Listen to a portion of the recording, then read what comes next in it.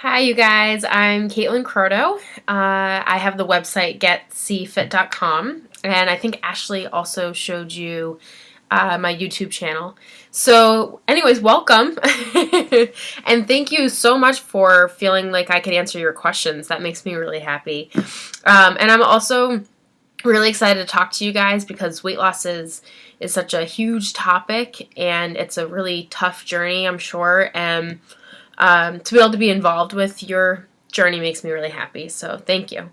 And great questions, too. I stayed up one night and answered a bunch of them before I decided to do the video. So you're going to see me kind of refer, I have notes on my screen as well, so I'm going to refer back and forth just to make sure that I actually answer your questions. Because when I talk, and I'm sure if you've watched it in my YouTube videos, you've seen that when I start talking, I kind of start to talk about other things. So I'm going to reel it in for this video. So the first question was, when you lose weight, where does it go? And how does it leave your body? Fantastic question. Weight, meaning adipose tissue, which means fat tissue, which means fat. So when you say, when you lose fat, where does it go? Adipose tissue, or fat, is just stored energy. That's all fat really is. Think about like a kitchen canister at home in your kitchen that you put stuff in, sometimes M&Ms or oatmeal or what have you, sugar, flour, that kind of thing. And think about a bunch of marshmallows being packed in there. The marshmallows represent fat. Okay? So that's kind of how fat looks.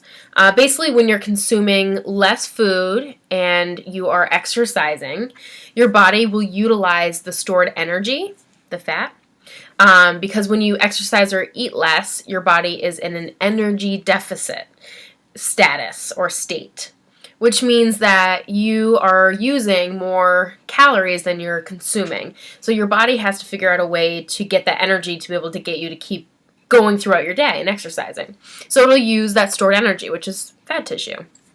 Long story short, the fat doesn't go anywhere. Okay? It doesn't move to a different spot. It doesn't turn into muscle. Muscle tissue and fat tissue are different tissues. They cannot turn into one another at all. So that's a big myth. And a common misconception. But fat ends up being utilized as energy. So it's kind of burned. It's utilized. It's broken down to its simplest form so that you can use it. Your muscles can use it. Your body can use it in order to do all the things that it has to do. So now that I think of it, I really wanted to say this because this made me laugh last night when I was doing this. Fat ends up being utilized as energy to fuel your body. Now that I think of it, your body kind of becomes a cannibal because your body's using your own energy to keep yourself going. It's kind of like eating its energy. Anyway, weird thought, but it's true. So great question. Second question, what's the best way to keep your metabolism high? Metabolism, simply stated, is the rate at which your body processes things, like food. In order to keep this elevated, exercise is key. Okay? Movement.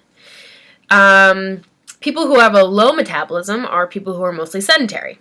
People who have a higher metabolism are those people who are like constantly fidgeting, they're on the go, they're running, they're exercising all the time. You know those people, and they're always hungry, right? You have like that friend that's like never satisfied, always wanting something else, right?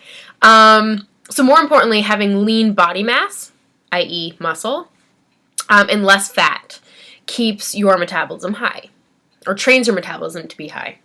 Therefore, we need to be doing strength training, so lifting weights, body weight training, Pilates, yoga, anything that really, running, even, because you're using your body weight as resistance, okay, in order to gain muscle. Muscle is lean body mass, so we want more lean body mass and less fat.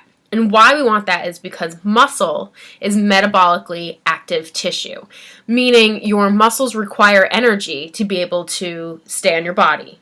Okay? So your muscles in and of itself requires energy. Fat doesn't really require energy to maintain itself. It's just kind of there, like the marshmallows in a canister. It's just there, and you can leave it there, and you don't have to put any energy into it. It's just there. So basically, yes, To keep your metabolism high, exercise so that you increase your lean body mass, and exercising also helps to decrease your fat on your body. Also, eating healthy has to do with that too, and eating a little bit less. I hate using that word less because I don't want people to starve themselves. It's ridiculous. But in the loose terms, a little bit less of the processed food / things that you can buy at a grocery store in a box or something like that, okay? And eating more of those fruits and vegetables, whole grains, lean proteins, that kind of thing. And dairy, if you're into dairy. I can get into that later. The third question is, can you feel your metabolism when it's high or low? I've never been asked this question before, so I don't really think about that. So kudos to whoever asked me that. It depends on how in tune you are with your body, I think. I work with the elderly population. I work in a nursing home. I'm a dietitian there. And they have a pretty slow metabolism because they're not moving that much, or most of them aren't moving that much. And because their body is kind of breaking down, they require less energy. Now, majority of you, I'm guessing all of you, are not in the elderly population yet, so you don't have to worry about that. But the elderly population rarely feels hunger. They're not really hungry that often, and they require less energy. Okay, and their bodies are kind of moving at a slower pace. You, on the other hand, or kids, on the other hand, have a high metabolism because their body is consistently repairing and growing and doing all of that. Now, when you exercise, your body's doing the same thing. It has to repair, it has to grow, it has to maintain itself, especially with that muscle. So now think about yourself. I know we all have days that we are more hungry, and then we have those days when we're not really that hungry.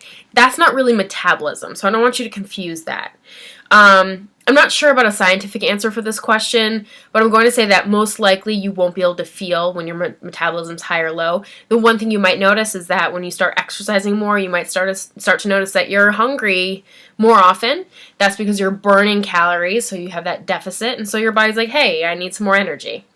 But it's kind of like a constant balance, right? Yeah.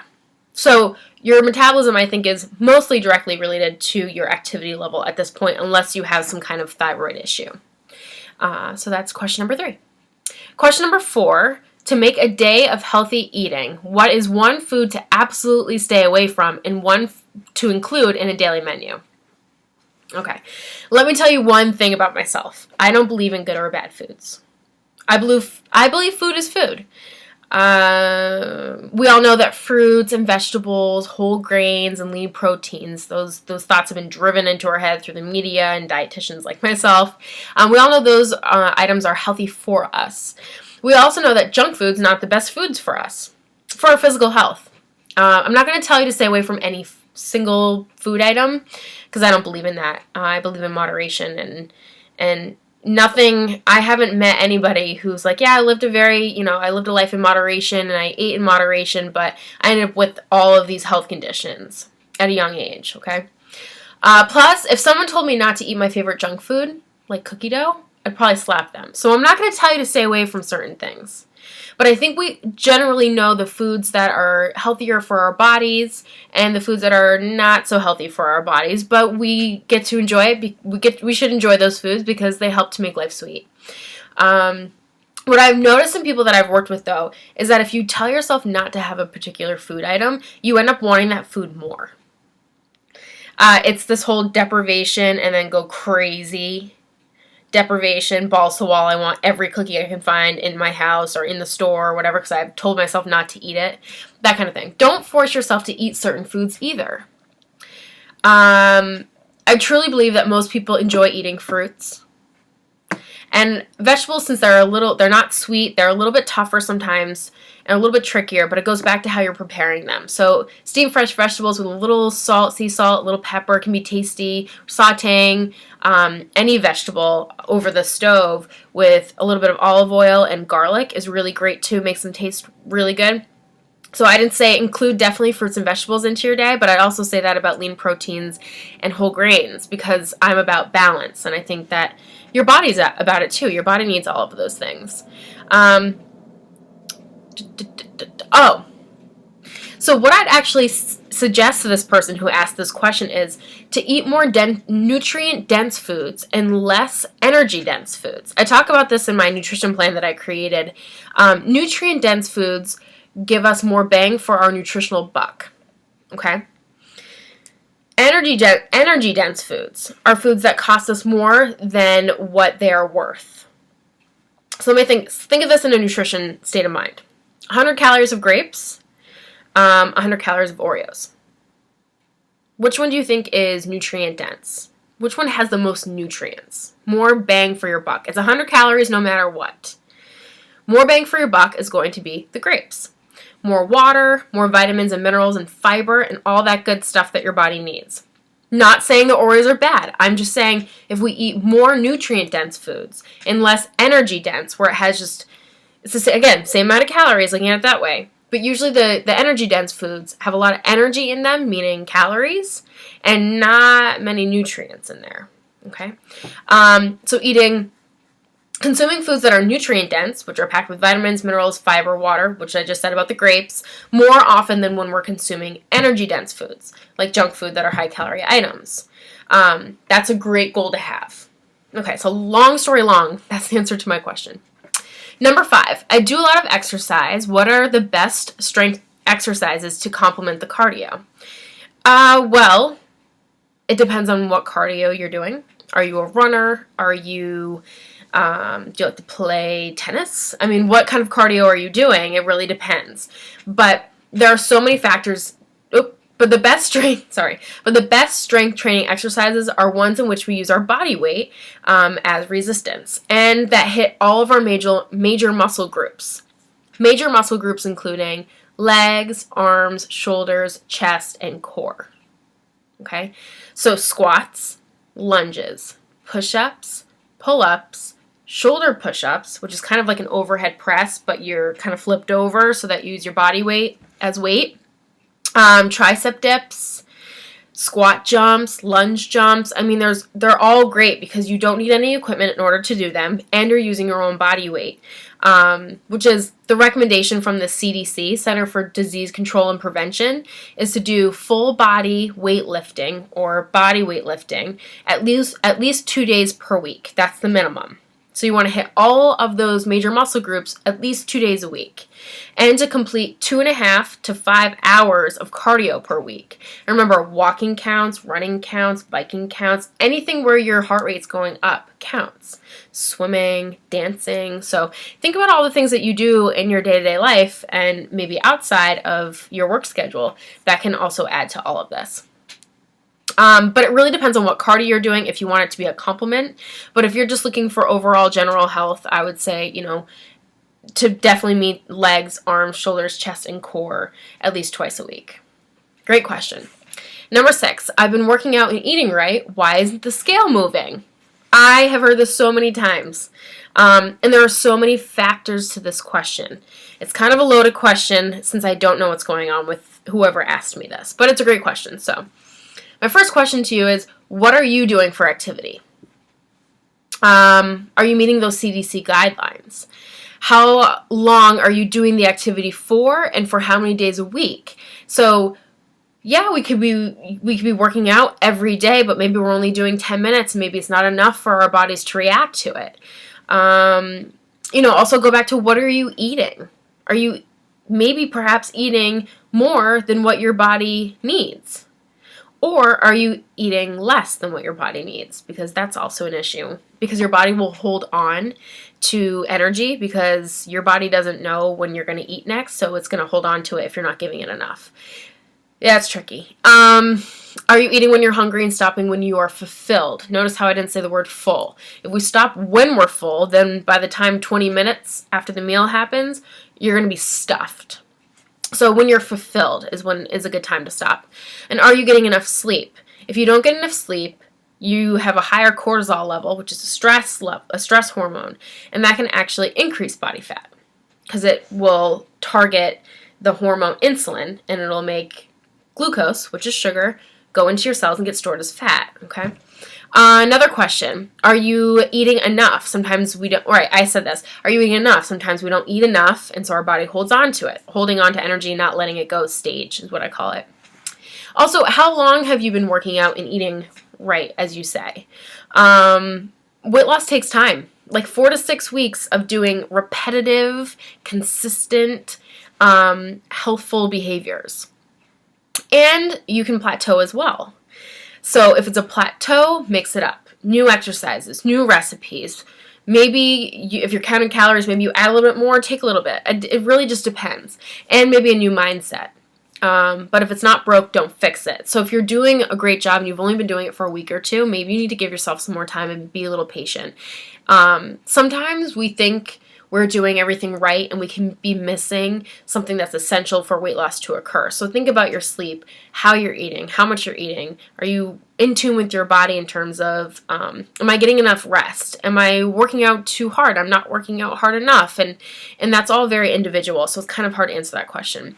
Second part to my answer is, have you done any other measurements? Have you found any other successes?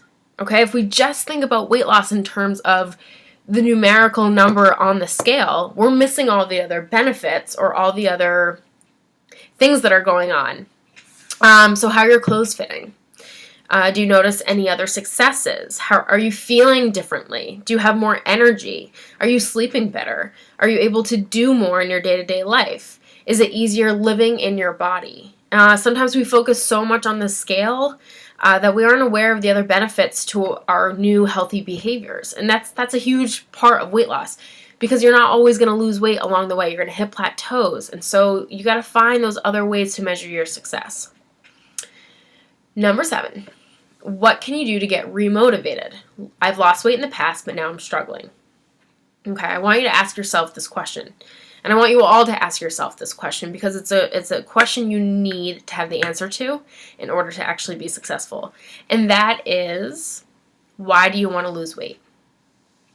Not just because I want to lose 10 pounds. That's not an answer. Not just because I'm sick of being fat or sick of being overweight. Or what's another reason? What I want you to do is to dig very deep.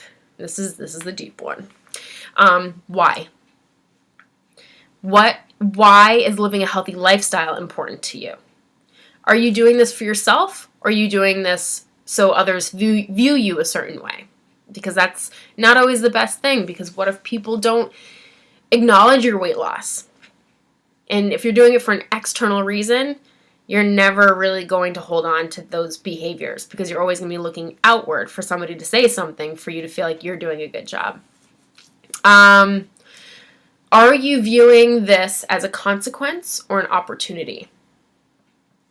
So why I say that is, so many people feel or perceive exercise to be a consequence. Well, I'm overweight, so I have to exercise. I ate too much yesterday, so I have to exercise. When really, exercise is an opportunity to work on our bodies and to work on our minds and to work on our spirit and to make ourselves feel good and confident. So I see exercise as an opportunity versus a consequence. And I used to think that it was a consequence. You know, I went to this holiday party and I definitely have gained weight, or I've been eating a bunch, I've definitely gained weight, so now I have to exercise. No, exercise is a part of our daily lives. It's not just the chosen ones that don't have to exercise. We all need to, because our bodies need to move. They're made to move. Okay, so it's an opportunity. In terms of changing a behavior or losing weight, Molly Kellogg, who's a dietitian, but she's also a behavior change specialist. I adore her. She says that there are 3 components that have to be in place in order for you to change a behavior of yours, which is weight loss. 1, you have to feel that it's important to you, and important like that dig deep that I just talked about. 2, you have to know how. So that's nutrition, that's exercise, that is sleep, that's all of that. How are you going to do it? And then 3, you have to believe you can. And if any of those components are not present in yourself, then it's not going to stay. It's not going to stick, and it's going to become that like on the bandwagon, off the bandwagon kind of thing. So really ask yourself those questions. Do I feel like it's important to me? Do I know how to do this? And do I believe that I can? Because believing in yourself is the biggest component of this.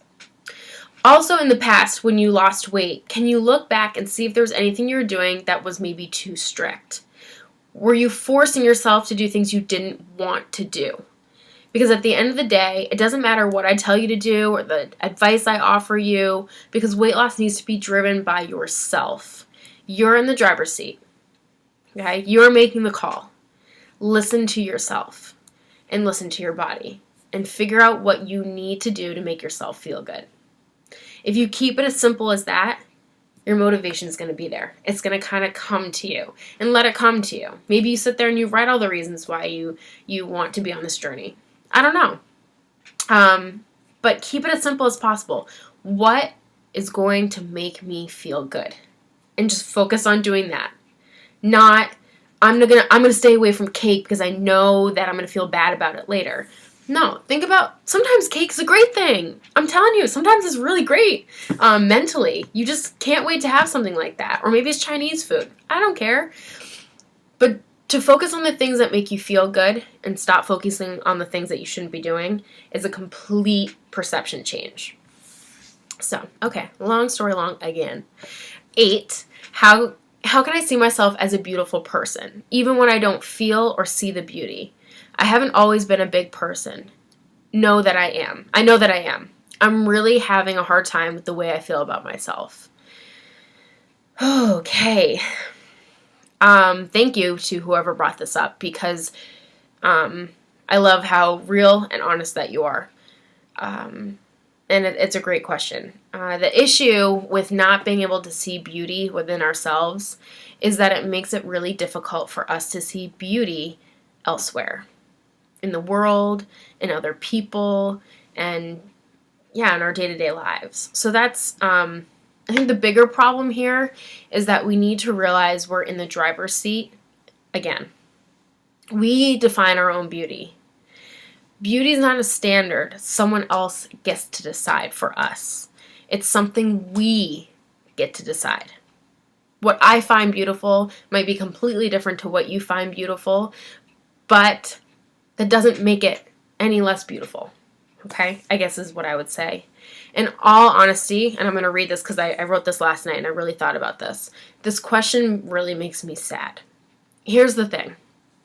I get a little emotional about it, sorry. Since when did our bodies define our beauty? Since when did the amount of weight our bodies carry around on a day-to-day basis define who we are as people? Society may tell us this, but we know it's not true. We know it's not true. So stop believing that. It's as simple as that. I'm done believing this BS, okay? You have to believe that you're placed on this earth for a reason. We all have a purpose. We all have a place. We all add to our communities. Our passions, how we add to our communities, the words we speak, and the way we interact with others makes us beautiful. Not what size jeans we wear, or the reading on some stupid scale. That doesn't define beauty. Have you ever met someone that, has this like perfect body as society tells us? Because now we've decided not to believe in that. Or someone that's skinny, but is a big jerk. And I would like to say the word, I'm going to say it, big bitch, okay? Did you think she's beautiful? Or he's beautiful? Have you ever met a curvy woman who walks into a room and is glowing and is confident? That's beauty. Owning who you are and rocking that out. That's beauty to me. So I don't know if that's going to help you, but please, if something helps you with that, I'll be really happy. But that's what I have to say about that. 9. If I have one bad day with eating, it shows on the scale. How can I avoid this? Okay. Check in with yourself. If you have any idea that what you're about to do is going to leave you feeling guilty, then why are you doing it in the first place? I used to do this all the time. And I'm not even just talking about food. I used to do this with hanging out with certain people that I was, I'm probably going to regret hanging out with you. I'm probably going to regret spending time with you or having this conversation with you, but I'm going to do it anyways. Try not to do that. It always leaves you feeling bad. So same with this whole eating thing. It's like cheating on a boyfriend or a girlfriend, right? The world gives us signs and tells us it's no good. But why do people do it anyway? Because they're not listening to themselves. So there is, in my mind, there's no such thing as a bad day with eating. Because you don't continually eat all day long, right? It's 24 hours. You're not eating the whole 24 hours. I don't care how many cookies you ate. You didn't eat it in 24 hours. Eat the foods you enjoy. Life is short. And don't force it. You don't have to eat broccoli to lose weight. You don't have to eat any particular food to lose weight. Weight loss occurs when we take in less and burn more calories than what our bodies, quote unquote, need. Food is food. There's no good food. There's no bad food.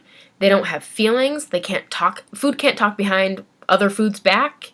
It's just an inanimate object that we need so that we can live.